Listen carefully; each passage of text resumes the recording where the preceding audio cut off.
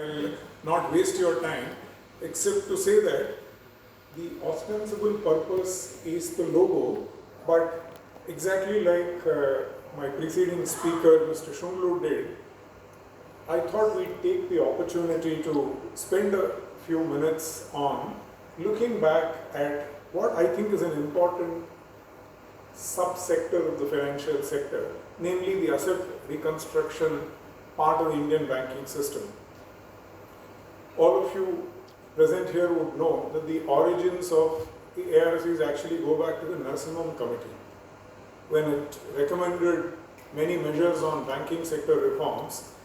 It clearly highlighted the need for a specialized institution, something that Mr. Shunglu referred to, in terms of the skill sets, in terms of attitudes that are required, and sort of liberating, quote unquote, banks from performing this and concentrate on their core activity of credit creation, appraisal, etc., and create and put in place an improved recovery mechanism for greater capital efficiency in the economy. And after a while, it led to the Sarfaisi Act of 2002, and the legal framework for ARCs came into being. And it is my belief that since then ARCs have played an important role, a critical role in supporting the resolution of non-performing assets and clearly contributing towards financial sector development in India.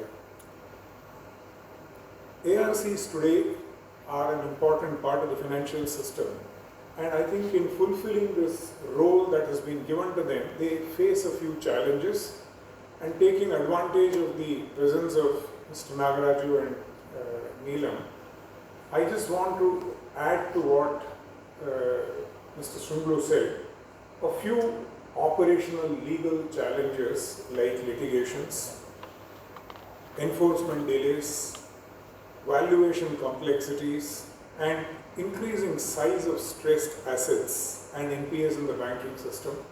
This is one factor that we need to keep in mind. Second part relates to the scale and capital strength of ARCs. Many ARCs even today operate with a small capital base, and larger, better capitalized ARCs would be effective and I think are a necessity. The third challenge is something that Mr. Shunglu spoke eloquently about. I don't want to dwell on it. This funding and capital raising challenges is something that we need to address sooner or later. But in addition to what he said, I want to spend just a couple of minutes on this perception challenge, which seems, at least as an outsider, that's my feeling, that seems to color the views of the regulator and the government on financing of ARCs. I think in a lot of quarters, this is seen as a potentially conflicted situation, in the sense that stressed assets are acquired using borrowings sourced from banks and are used to resolve stressed assets of banks. So prima facie, it looks like a conflicted situation. I think we just need to understand that eventually a lot of financing in the economy will come from the banking system, exactly for the reason that Mr. Shunglu mentioned. Depositor base access to CASA provides a source of funds which, when blended with equity, will reduce the cost of all of these activities less. So I think we need to move beyond this very superficial understanding of conflicts, and perhaps in the wonderful initiative that you managed to launch in the budget, namely banking sector reforms that will be dealt with by an expert committee, maybe we should look at some of these issues. It's just a thought.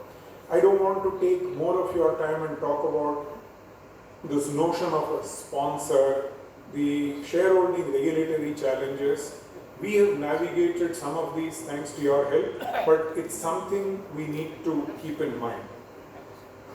I just want to also use this opportunity and talk about one small elephant in the room. You referred to the large elephant in the global room called the US, but the small elephant that I want to talk about is the need for, quote unquote, a public sector character ARC. The nature of this activity is what led in 2004 to a deliberate decision that we need a government-controlled other company, as is the current jargon for such entities, to be in this space. It is a difficult area for public sectors to operate, and hence the design that we see now, an institution which is legally not a government company, but still has an umbilical cord connection with Government of India, so has access to Government of India advice, Government of India counsel, but yet nimble-footed in exactly the manner that Mr. Shunglu described. Ability to operate quickly, but at the same time, the ability to reach out to government when needed was a deliberate design. It was not, as some people would think, something that fell through the cracks. This was consciously designed. Keeping that in mind, I think we need to figure out, in today's context, are there ways in which this can be improved upon, this can be worked better. So, to add to what Mr. Shunglu said, we need to figure out ways in which we try and preserve this difficult balance of relationships with government and yet the ability to operate in a market which requires quick action.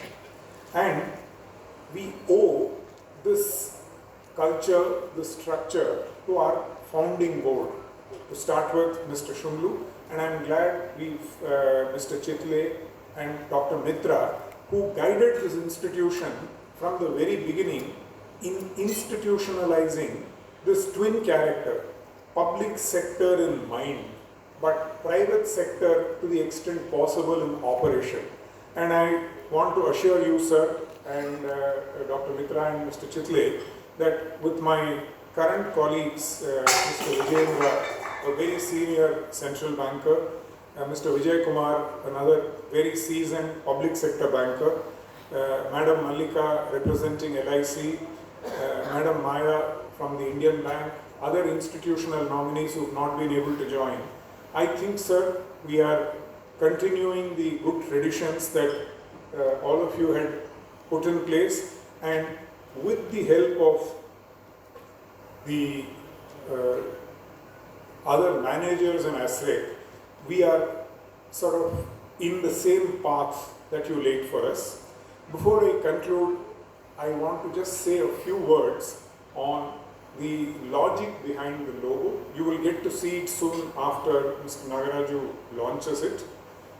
All of you are familiar with the long-standing Indian tradition of the sort of importance attached to Bilva. The Bilva Patra is associated with Lord Shiva, as you all know, and represents knowledge, decision-making, action, healing and rejuvenation. In a sense, reflecting all of the roles that an asset reconstruction entity performs, and we thought it would be appropriate for a body like Asrec, which is in revival and reconstruction of stressed assets, to reflect all of these qualities. In a sense, the triangle that you will now launch signifies balance, reliability and institutional strength. The slogan that we've adopted, Uttama Bhavishyam Krite Punar Nirmana, namely reconstructing for a better future, reflects Asrec's commitment towards revival, value restoration and sustainable economic growth. Once again, I would like to thank all of you for being present here, and I would be remiss if I did not mention the very strong and serious leadership that Nagaraju displayed in helping us reach where we are today.